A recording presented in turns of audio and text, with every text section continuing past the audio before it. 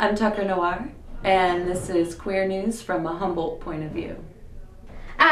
So Tucker, Yeah. hey, welcome to the show. Thank you. Thanks so much. I'm excited to interview you today. I'm excited to be here and be interviewed by you today. Well, awesome. Tell me a little bit, about you and your background a little bit. Okay, well, I'm mostly a dancer, and I teach dance. I'm a choreographer, and, mostly, we want to talk about what I'm mostly a mom of 5 kids, and also a dancer and a choreographer and a dance teacher. And then, about 3 years ago, picked up drag, and, started doing it for a variety of reasons, like everybody does. Right. And really discovered who Tucker was along the road. Right. Yeah. So tell me a little bit more about dance teaching. You teach here in Eureka. I do. And what do you teach? What styles? So what I teach right now in Eureka, I'm primarily a modern dancer, a modern dance teacher. That's what I love. That's where my heartbeat is, as far as dance styles go. But what I'm doing right now in Eureka is I'm teaching sort of community classes. They're beginning adult dance classes for adults who have never ever danced, or adults who always wanted to dance, or adults who were told they couldn't dance for whatever reason, or couldn't afford it, or never felt confident enough to take that risk. And so what I do is create a low pressure, positive, safe environment for people to come learn actual dance technique, really challenging, we start very small and we build, in an environment where they can feel safe enough to take risks, where they don't feel judged, where they don't feel nervous. Mm-hmm. And then they connect with their bodies in new ways, they connect with each other in really special ways, they connect with the art itself and just physicality. It's really fabulous. We do it twice a week. We have a show coming up, so they're getting all ready for their big performance. I'm so proud. So if someone wanted to take a dance class, how would they find you? Yeah, on Facebook you can look up Beginning Dance for Adults. Beginning Dance for Adults. Look it up. We have a Facebook group, and the group is really fabulous because even people who don't come to class can see videos of what we're talking about, things we're doing in class. I often will put up instructional videos of things we've done in class, so people who don't want to come to class can do it at home and learn something and get something out of it. So it's a cool online community, it's a cool in-person community. One of my students brought mimosas on Wednesday night. We all had mimosas and danced, and they were mad that we still did turns. So that's a good way to find it. And then the schedule is on there. Yeah. Okay. So you said you kind of got into drag about 3 years ago. Mm-hmm. What was that inspiration? Did you see something or watch something you were like, oh, that looks like something I'd be into? Yeah, I've loved drag queens since I was in high school and Tu Wong Fu came out, Totally. And I really saw something in queens that I envied deeply, and that was their ownership of themselves with complete disregard for what society said was expected of them and was appropriate for them. And when they shrugged that and owned who they were and owned any version of themselves they wanted to own, there was liberation and pride, and it was looked at, with a lot of I think a lot of people were really uncomfortable with it, and I really like that too. So right. It's fun to push boundaries a little bit. It's great because the boundaries are silly is right. the deal. I think RuPaul recently said the deal with drag artists is that they understand that this is all just a hoax. And it's true. I mean, the reason, I, as a girl during the day want to wear a dress and I'm so inclined to wear a dress is, my brain has been groomed to think that way. And right. It's really fun to go, oh yeah, but that's not true. Right. And then Drag Race was a safe way to understand drag from a curious distance. And then we didn't know about local drag shows until it was our anniversary, and my partner wanted to take me for our 5-year wedding anniversary to a drag show, and I was just like, that's it. I have to do this. I feel a burning in my soul. Right. Yeah. And how long have you been living in Humboldt? 8 months. Yeah, you're still new here. Yeah, totally. And you came from where? Chico is where I was performing. I lived in Red Bluff, but yeah. And before that, I spent 8 years there, and then before that was in Vegas.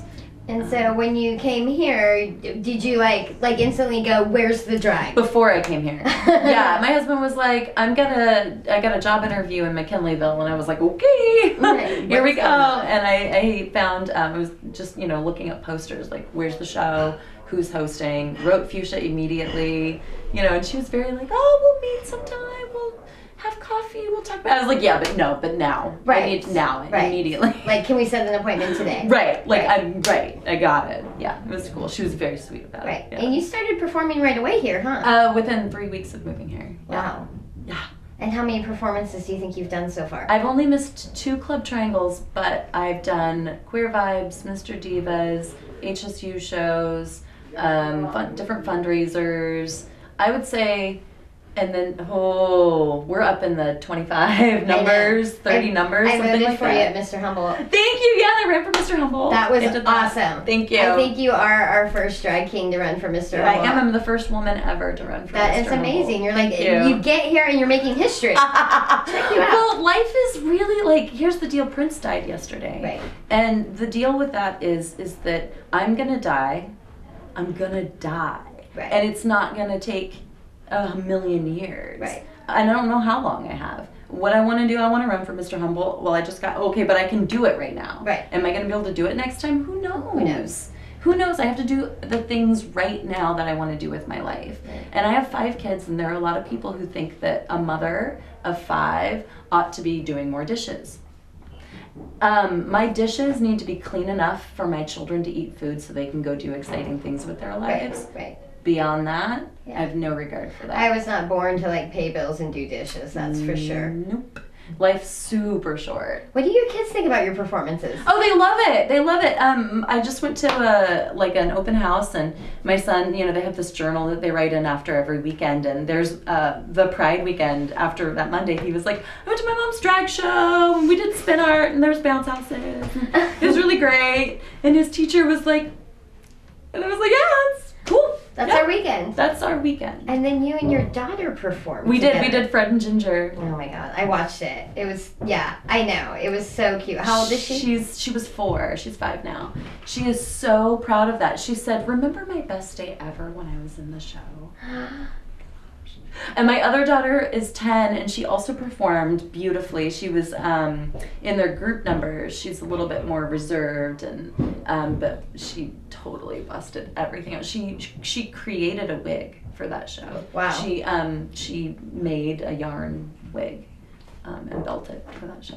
Really so you're all artsy and craftsy and dancey, and now you've birthed these little souls. Yeah. That have got a little bit of that in them. Yeah, they're all, and my partner's a musician and creates music all of the time. So our house is filthy and covered in instruments. So it's the loudest place you could ever go. But it's worth it. Yeah. Do you have one of your children that's not into this, No, they're all there's only one that's into the performing idea. The rest of them are I want to methodically create something. I want to actually I've got a couple. We've got the 21-year-old is an amazing, brilliant musician here in Humboldt. She Fetus. She's really incredible. She's really beautiful and challenging and interesting. But the other 3, they're a little bit more not into jumping out on stage. Right. Yeah. Maybe that'll come with time as they get older. They're going to be their own people. I mean, when did you decide you were ready to jump on stage? Yeah. You're like, here I pushed out looking for the stage, pretty much. Yeah. Thought that spotlight was just for you. Yeah, exactly. Here I am. There was applause. Right? It's taking that. And a star is born. Right, literally. Right. Yeah, but really early on, I really felt like showing people what I think and feel was important to me, and doing it really loudly and in big, funny, weird, strange ways that only make sense sometimes to me. Right. It was good. Yeah. Yeah.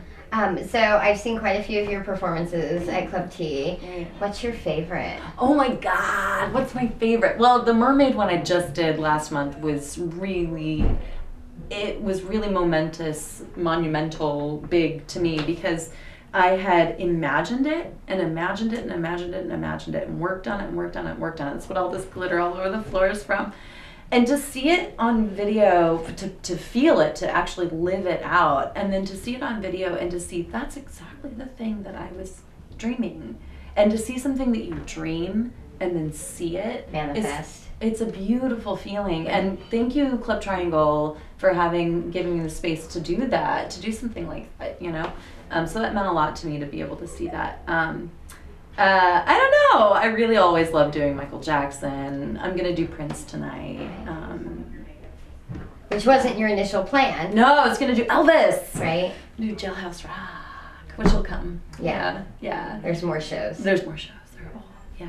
Yeah. So, speaking of shows, you've been doing a little bit of traveling Little recently. bit. Yeah. Where have you been? Well, I went to Chico for a big number, which was really fun. Biggest drag number I've ever done. They invited me back. It was the first time I had been back since I had been gone and or been back to perform. And they asked me for big entertainment. I said, okay. So I think we had a total of 15 dancers. It was a jungle themed thing, and so I just made it as Lion King-y as possible. Nice. Yeah, it was huge. We did a male cover of Roar. It was really, really fun. And then it was really fun to choreograph that many people for a drag number. Right. And then I went to Vegas after that, like about a week, 2-3 weeks after that. And that was really fun. It was good. It was really good.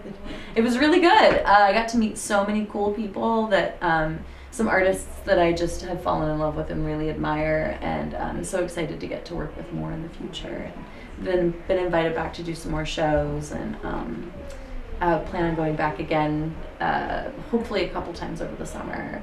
I have some plans. I have some tricks up my sleeve. It's really cool that do you like lay in bed, or like I'm in the shower when like my best ideas come to me, it seems like, and like all of a sudden you just like get something and then you become kind of fixated on it and have to make it happen. Totally. And it's funny, like, because I do literally lay in bed. I do most of my like creating laying in bed because I feel like I can meditate that way and let my mind sort of not be locked into, no, I want to do this thing. I've been talking a lot about it lately. I call it an open vision. Like, this is where I'm headed, and I'm going to be open to all of the obstacles that are going to come in my way and limitations that I'm going to experience, and use that to create better art, you know? Doing Roar in Chico, we had a problem. They put the DJ table on the stage after saying that I had the whole stage. That's what those maps, I have some maps of like formations. We had real choreography planned there. And we had a huge thing where we had like 30 feet of fabric, of blue fabric, and it was going to be waving along the back of the stage like water and we couldn't do it. And I had to re-choreograph the entire thing in an hour. But what happened was, because instead of going, I did some of that. Right. But instead of staying there, having an open vision, like, okay, you know what? We're going to part the crowd, and they're going to do it right through the center, right dead center of the crowd. That's where we have space. We're freaking doing it. Right. And there they went, you know? They just did it in the crowd, and it threw the whole performance way over the top of what it would have been before. And so yeah, in bed, a lot of ideas in bed, and trying to hold things loosely and accept the navigation toward the art, you know? So before we flip the camera on, you were telling a story, and I want you to tell it again, because it's great. I want to know, that's an example of when the show must go on regardless of what happens. Gosh. So tell us what happened again. Okay, so I was rehearsing Footloose. It was the night before Fuchsia Ray's birthday, and we had a show. And I was going to do 2 numbers. I was going to do Footloose and a tribute to Fuchsia, doing a song from Moulin Rouge that I knew, but she didn't know that I knew that she loved. Because I just got here. Right. You know, I just got here, but I knew she loved it. Right. So, because I pay attention to stuff like that. Right, so, details. Little things. So, I had this great plan of passing out like 30 yellow flowers and having people come lay them on her lap, and like I had tissue in my pocket ready for her tears. Like, I was just so ready for this. And I was rehearsing my numbers one last time before leaving, and I had a big jump. I was going to jump off a chair, and I practiced it on my back porch and did not notice that there was a beam this far above my head. So I jumped with all of my might, and I cracked my head open, and I fell to the ground. There was blood everywhere. My children were screaming. The ambulance came. My husband was pale. I thought he was going to throw up. He was like trying, he was amazing. He was amazing. But it was very traumatic. It was very scary. And I still performed that night because I had a plan. Right. And there's no other time that plan would work. And it was such a beautiful piece that I was devastated to see it not happen. Right. And so last night I don't know what I did. I sprained my rib. I did something that's causing me a great deal of pain. And I was warned that I needed to go see a doctor very soon and needed to not. After the show, right? After the show! After the show. It's fine. If I take enough pain medication and I don't really dance, it's fine. Right. But, Prince died last night. Or yesterday. And I've done this Prince song before, and it really means a lot to me. And to miss the opportunity to be able to memorialize him for myself in that moment, like, I feel like I would miss that forever. And how can I not do that? Right. How can I miss that? Right. So we're hooked up on pain medication, and we're gonna just go for it. And then at Club T tonight, you're taking on a little bit of a different role that you normally don't take on. What are you doing differently? Yeah, I'm doing some hosting tonight, doing the MC job. And I understand now, anytime I see Fuchsia at Club Triangle, if she breezes by and isn't carefree or chit-chatty, I think I'm gonna really understand that moment. I think that it's going to be a lot of fun. I think the crowd is always at Club T just so reliably positive and just so supportive and so engaging and interactive that I think that I'd have to go really wrong to go wrong. Right. I'd have to say something really stupid, which is not out of the question. Right. I'm no. Just don't split your head open to make anybody cry, okay? Right. I mean, fine. Right. Just no major injuries would be good. Yeah. So when you're getting into Tucker, you go through is there music that you like to play? I love it. Yeah. My ritual. So having children, I don't always have time to be able to get alone and really focus and meditate and all of those things. So my reality and then what I like to do when I do have time are very different.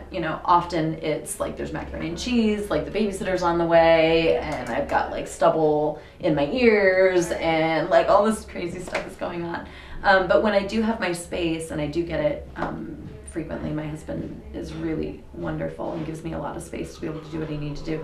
I like to take a shower, wrap a towel around my waist, do a hot shave. I like to listen to Carmen, not the Christian singer, the opera. And have a drink maybe sometimes, smoke a cigarette as Tucker, And I really like to take my time getting into that space. Tucker's a very luxurious person. He doesn't have stress in his life. He's never rushed. I don't even think he has nieces and nephews he cares to see. He's just a very carefree, loose, but indulgent, luxurious kind of person. And stepping into that in myself, sort of the glamour of manhood, a glamorous manhood, feels very luxurious to me. Yeah. So big old fat Cuban cigar. Oh my God, and a brandy. Right. And Ravel is swelling in the background. They smell like aftershave of some kind. Right. Yeah. Mm-hmm. So how did you find Tucker? How did he come about for you? Wow, yeah. The first time I did Tucker, I decided I really wanted an element of classiness.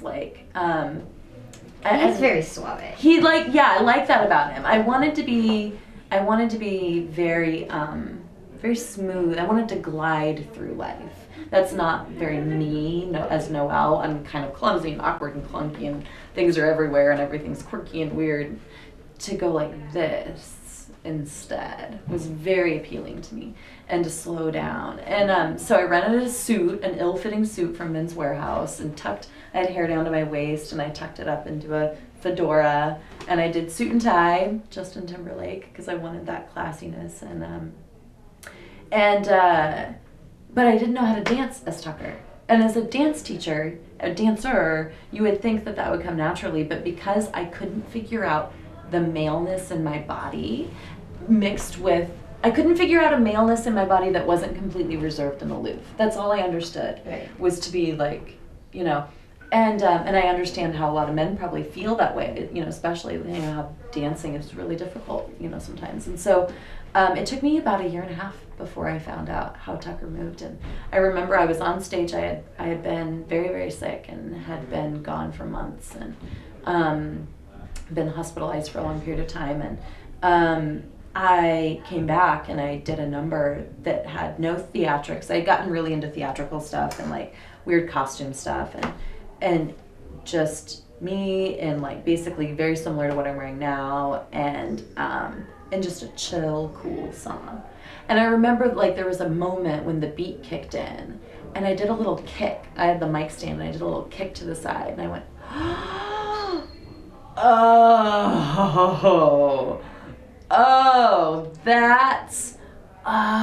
okay. And I started to feel it more and more as performances went on.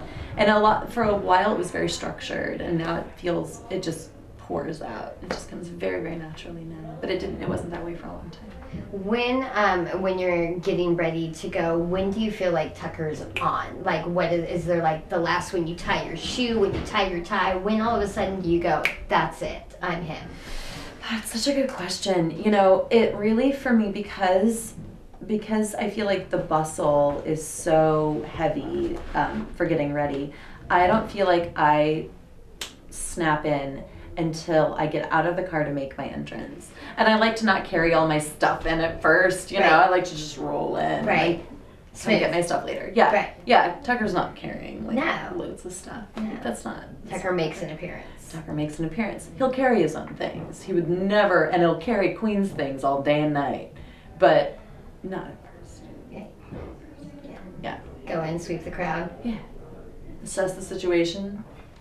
Yeah.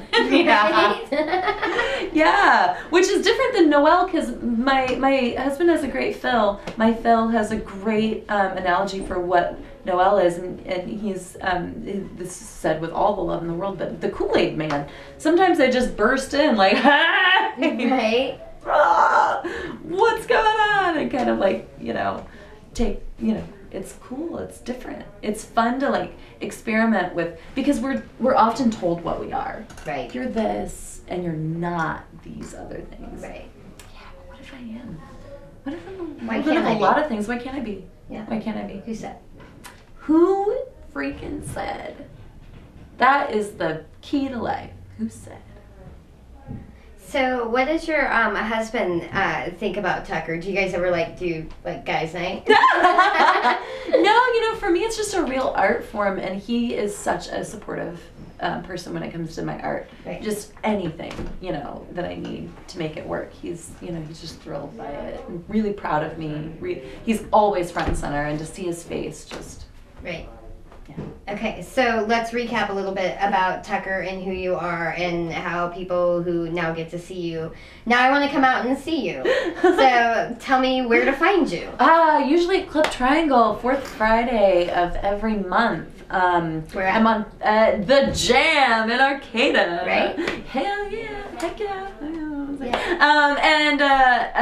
And on Facebook, Tucker Noir. Spell your last name. Noir. Just in case. Yes, thank you. Noir, Tucker. I love to connect and chat with people. Yeah. And the name of your dance classes and stuff? Beginning Dance for Adults. I'm looking at you.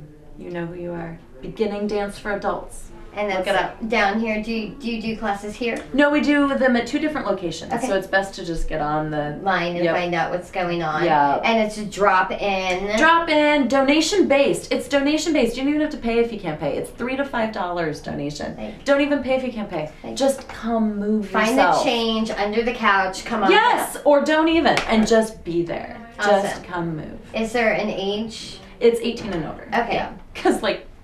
Yeah. Right. We need Kids have dance classes. Right. Oh, it's called adult dance. Yeah. Right. Yeah. Okay. Kids have stuff. Right. They've got stuff. Adults don't have as much. Okay, so we can find you at Club Drink. And then Queer Vibes, are you doing that on a regular basis? Queer Vibes is going and doing a lot of different stuff. So Queer Vibes is always different. You never know. I think they did some bands and some DJs and lots of different stuff. So if I just stalk you on Facebook, you tell me what you're doing. Yes. And what you're always up to. Keep it up. And Yes. I can find you in Vegas. Yes. Or In maybe Vegas. in Chico. And I always wear one painted nail. I should throw that out there real quick. It's part of the Polished Man campaign. You can look up Polished Man. It's to represent the 1 in 5 children around the world who are victims of sexual violence. That's cool. Way to represent. Always look for it. Yeah. Start the conversation. Have the conversations. Yeah. Yeah. Just start it. That's what this is all about. We just want people are going to be talking about you. You know, I mean, good, bad, or indifferent. We want people talking. Sure. Yeah. So, okay, one last question real quick. Yes. How do you do this? I don't. Ah! It's a secret. It's not hair. It's not hair. It's very fascinating. I will tell you one thing. This is my hair. Okay. The rest of it's not hair. It looks pretty freaking real. Thanks. I kind of want to buy you a Gillette. I should do a shaving commercial. That'd be so fun. That would be awesome. That'd be so fun. That could be a whole nother performance for you. Oh my gosh. Commercials. Right. Gillette. There is something On sexy drag. about a man shaving. Drag, Gillette. Yeah, we gotta work it in there sometime. Right. Yeah. Could you unwrap and then become Noel, like in a drag thing, like I from have. Tucker backwards? I've done both ways. Interesting. Yeah, I've even done Tucker doing drag.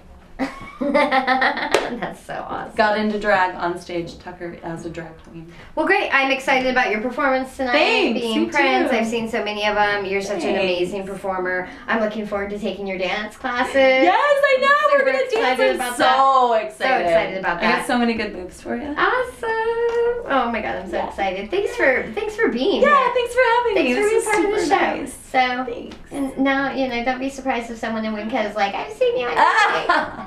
It'll happen. Good old Winca. Thanks everybody for coming out for Stand Up Humboldt. And once again, this is Queer News from a Humboldt point of view. Have a great night.